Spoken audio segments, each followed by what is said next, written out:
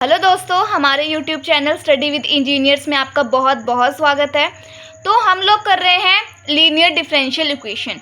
ठीक है, linear differential equation में हम मोस्टली क्या चीज़ देख चुके हैं, डिपेंडेंट और इंडिपेंडेंट वेरिएबल देख चुके हैं, और सोल्यूशन किस तरह से निकालते हैं और इंटीग्रेटिंग फैक्टर किस तरीके से फाइंड करते हैं हम वो भी देख चुके हैं। इक्वेशन दो तरह की से लीनियर होती है, या तो लीनियर टू एक्स होती है या तो लीनियर टू वाई होती है, ये भी देख चुके हैं। अगर कोई इक्वेशन नहीं होती है लीनियर तो वो किस फॉर्म में होती है, बर्नौलीज इक्वेशन की फॉर्म में होती है, हम वो चीज़ भी देख चुके हैं। बर्नौलीज इक्वेशन को किस तरीके से सॉल्व करते हैं हम वो भी देख चुके हैं। तो हम अभी क्या कर रहे हैं, हम प्रीवियस ईयर पेपर पे जो क्वेश्चन पूछा गया है हम उसे सॉल्व कर रहे हैं। पिछले कुछ वीडियोस में हमने सेम क्वेश्चन किया था जो प्रीवियस ईयर पेपर में पूछा गया था, और कुछ थोड़े ट्रिकी भी थे। अगर आप उसका सोल्यूशन चेक करोगे तो डायरेक्टली आपको समझ नहीं आएगा कि किस तरीके से करना है। ठीक है, तो आज आपके सामने एक क्वेश्चन दिख रहा होगा आपकी स्क्रीन पे, तो ये भी एक प्रीवियस ईयर पेपर में पूछा गया क्वेश्चन है, तो आज हम इसे सॉल्व करेंगे। तो लेट्स गेट स्टार्टेड। तो हम देख रहे हैं यहाँ पे ये इक्वेशन बर्नौलीज इक्वेशन की फॉर्म में नहीं है। जिसने हमारी एग्जैक्ट डिफरेंशियल इक्वेशन वाली वीडियो देखी होगी उसको ये पता होगा कि ये एग्जैक्ट डिफरेंशियल इक्वेशन की फॉर्म में लग रही है ना। तो अब हमें इसे क्या बनाना है, इसे पहले बर्नौलीज इक्वेशन में कन्वर्ट करना है। आप चाहें तो एक बार एग्जैक्ट डिफरेंशियल वाला mdx plus ndy is equals to 0 वाला फॉर्मूला भी लगाकर देख लेना एक बारी। ठीक है, सीखने को मिलता है, कुछ और नहीं होगा तो। बट इसको हमने क्या बनाना है, पहले बर्नौलीज इक्वेशन की फॉर्म में बनाना है। ठीक है, बर्नौलीज इक्वेशन की फॉर्म में हम इसको किस तरीके से बना सकते हैं, देखो अगर मैं ये माइनस वाली चीज़ वहाँ प्लस में ले जाऊँ तो देखो मेरे पास क्या बनेगा, X Y square 1/x³ dx minus नहीं इक्वल टू उधर गया प्लस में x² dy। अगर मैं ये dx क्या ले जाऊँ, dy के डिनोमिनेटर में ले जाऊँ तो मेरे पास क्या बचेगा, x² minus e 1/x³ is equals to x² dy/dx। जिस तरीके से हम ये वाली चीज़ इसके डिनोमिनेटर में लाए हैं वैसे ये वाली चीज़ किसके डिनोमिनेटर में चल जाएगी, इसके डिनोमिनेटर में चल जाएगी। तो देखो हमारे पास क्या आएगा, x² minus e⁻1/x³ is equals to dy/dx। अगर मैं इसको थोड़ा सिंप्लीफाई करने की कोशिश करूं तो मैं क्या कर सकती हूँ, इस x² को इसके भी डिनोमिनेटर में लिख सकती हूँ, इसके भी डिनोमिनेटर में लिख सकती हूँ। तो एक बार देखो क्या होता है, अगर मैं लिखूँ तो dy/dx is equals to xy² minus e1/x³ जो कैंसिल होने वाली टर्म है उसको कैंसिल कर लेते हैं। तो हमारे पास क्या बचेगा, dy/dx is equals to 1/x और इधर से मेरा बचा y, ये चीज़ बचेगी, और ये पूरा बचेगा 1/x³ ये चीज़ बची हमारी। अगर मैं यहाँ से ये वाली टर्म इस साइड ले आऊँ तो मेरा क्या बचेगा, dy/dx minus 1/x.y is equals to e1/x³/x².1/y ये चीज़ बचेगी।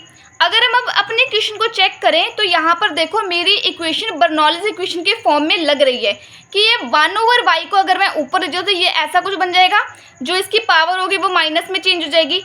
तो अब अगर मैं बर्नौलीज इक्वेशन की इक्वेशन लिखूँ तो कैसी होगी, dy/dx plus py is equals to q/n।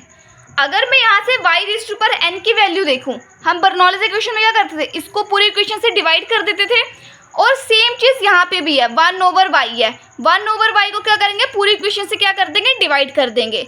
तो डिवाइड किस तरीके से होगा, देखो 1/y, ये y पहले से डिवीजन में है तो उधर जाके क्या बन जाएगा, ये मल्टीप्लिकेशन में चेंज हो जाएगा।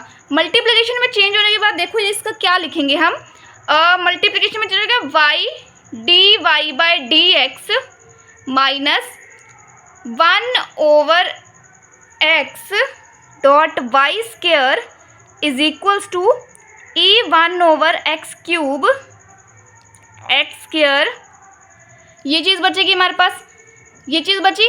अब हमने क्या करना होता है, जो ये वाली चीज़ होती है इसको किसी वेरिएबल के इक्वल लेना होता है। तो हमने क्या किया, Y square is equals to T ले लिया। टी लेने के बाद हमको डिफ्रेंसिएशन करना है both side with respect to X. अब हम क्या करेंगे, डिफ्रेंसिएशन करेंगे both side with respect to X. अब देखो मेरे पास क्या आएगा, अगर मैं वाई स्क्वायर की डिफ्रेंसिएशन करूँ तो देखो वाई स्क्वायर की डिफ्रेंसिएशन मैं अगर करूँ एक्स के रिस्पेक्ट में, इस साइड भी करेंगे D T by D x. अगर मैं यहाँ से वाई स्क्वायर की डिफ्रेंसिएशन करूँ तो मेरा आएगा 2y dy by D X is equals to D T by D X, ये चीज़ आई।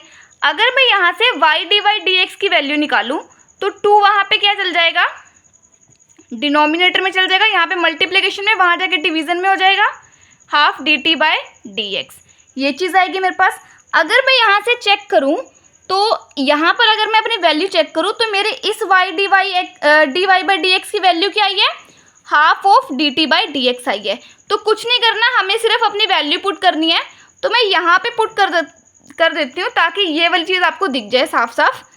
तो अगर मैं अब अपनी वैल्यू पुट करूँगी तो मेरा क्या बनेगा, half of D T by D x minus half 1/x। इस वाई स्क्वायर को हमने क्या लेट किया हुआ है, टी लेट किया हुआ है, हमने लिख लिया, is equals to E raise to power 1/x cube over X square.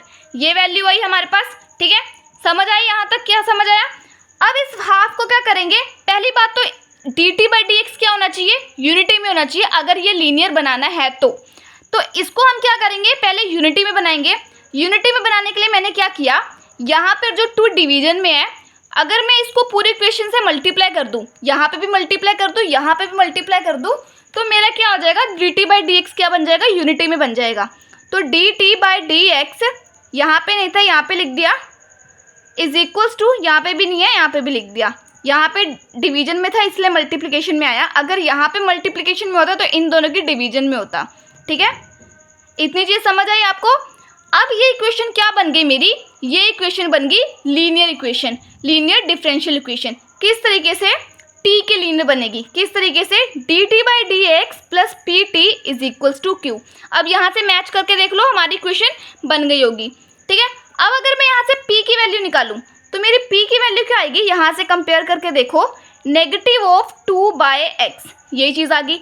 अगर मैं यहाँ से q की वैल्यू निकालूं तो मेरी क्या आएगी, 2, यहाँ से तो q की वैल्यू निकालनी आसान है, 1/x cube over X square. मेरी p की भी वैल्यू आ गई और मेरी q की भी वैल्यू आ गई।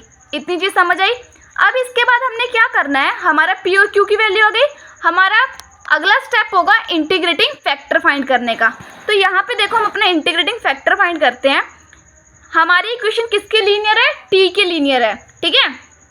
तो हमारे p और q क्या होंगे, हमारे p और q किसके फंक्शन होंगे, x के फंक्शन होंगे। तो हमारा इंटीग्रेटिंग फैक्टर क्या हुआ, e raise to power p D x.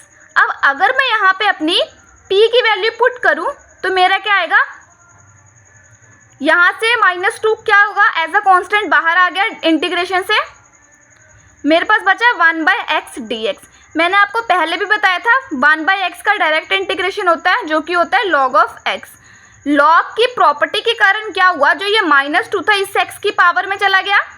उसके बाद क्या हुआ, मैंने क्या लिखा, log of x power -2, e ने log को कैंसिल कर दिया, तो मेरे पास लास्ट में क्या बचा, जो टर्म है सिर्फ वही बची -2। अगर मैं इसको थोड़ा सिंप्लीफाई करूँ तो मेरा क्या आ जाएगा, इंटीग्रेटिंग फैक्टर की वैल्यू 1/x स्क्वायर, ठीक है।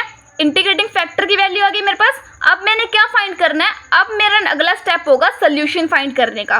तो हम सोल्यूशन कैसे फाइंड करेंगे, देखो अगर मैं सोल्यूशन की वैल्यू देखूँ तो सोल्यूशन कैसे निकालेंगे, हमने टी लेट किया था, टी की लीनियर थी ना, तो सोल्यूशन मेरा होगा T dot integrating factor is equals to integration of q dot integrating factor, p और q किसके फंक्शन थे, x के फंक्शन थे, इसलिए dx प्लस c। अगर मैं अब यहाँ से इंटीग्रेटिंग फैक्टर मेरा क्या आया था, 1/x स्क्वायर, मैंने वैल्यू पुट कर दी। q की वैल्यू मेरी क्या थी, q की वैल्यू थी 2e over 1/x cube over x square integrating factor मेरा था x1/x² dx प्लस सी। अगर मैं ये चीज़ इससे मल्टीप्लाई कर दूँ तो मेरे पास क्या बनती है 1/x²। अगर मैं ये चीज़ मल्टीप्लाई कर दूँ तो मेरा बनेगा 2e पावर में 1/x³ dx प्लस सी। ये चीज़ बनेगी 2 मेरी अगर मैं इंटीग्रेशन से बाहर निकाल दूँ तो मेरे पास बचेगा 2 integration of e 1/x³ dx plus C. अब यहाँ से हमने क्या करना है, एक चीज़ चेक करो। अगर मैं 1/x³ को z के इक्वल ले लूँ, अब मैं डिफ्रेंसिएशन करूँ both side with respect to x, तो मेरा क्या आएगा देखो। अगर मैं इसको डिफ्रेंसिएशन करूँ तो मेरा क्या आएगा, डेरिवेटिव ऑफ x-³ यही चीज़ हो जाएगी। दोनों साइड कर दिया मैंने। ये क्या आएगा मेरा, नेगेटिव ऑफ 3x इस पावर में से एक माइनस, तो मेरा आएगा नेगेटिव ऑफ 4 dz/dx। अगर मैं इसको थोड़ा और सिंप्लीफाई करूँ तो मेरा क्या आएगा, negative of 3/x⁴ is equal to dz/dx। अगर मैं इस dx को इस साइड ले जाऊँ तो मेरा क्या आएगा, नेगेटिव, और इस 3 को दूसरी साइड ले जाऊँ तो मेरा क्या आएगा 1/x⁴ dx is equal to 1/-3 dz। यही चीज़ आएगी।